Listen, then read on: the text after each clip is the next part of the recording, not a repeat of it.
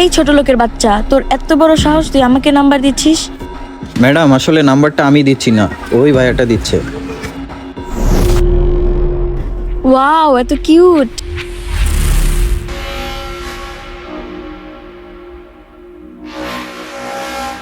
কি ব্যাপার, উনি কে? ও ভাইয়া, উনি তো আমার বান্ধবীর হাজবেন্ড। ও আচ্ছা, তোর বান্ধবীর হাজবেন্ড। আচ্ছা বুঝলাম। কি রে আফরিন, তোর হাতে এটা কিসের নাম্বার? বান্ধবীর সাথে অনেকদিন কথা হয় না তো, তাই ভাইয়ার থেকে নাম্বারটা নিলাম। আচ্ছা ভাইয়া, আপনি তাহলে যান। আচ্ছা ঠিক আছে।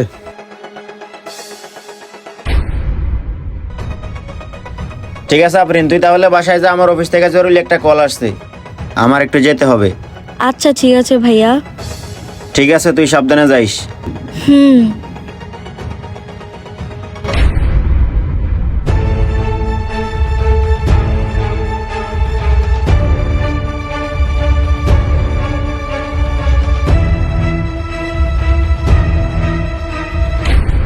কি ব্যাপার, আপনি আমাকে নাম্বার দিয়েছেন কেন?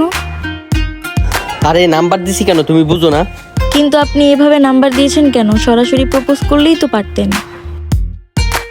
আসলে আমি বাইরে থাকি তো, তাই সবার থেকে আলাদা আর একটু ডিফারেন্ট ভাবে কাজ করতেই পছন্দ করি। ও আচ্ছা। তাই একটু সবার থেকে আলাদাই প্রপোজ করলাম। ও আচ্ছা, বুঝতে পারছি। এখন তুমিই বলো, তাতে কি কোনো দোষের কিছু আছে? No, I like it. আমার এটা পছন্দ হয়েছে।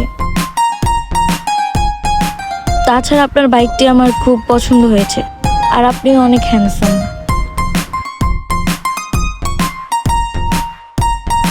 খালি বাইকটাই পছন্দ নাকি ছেলেটাকেও পছন্দ?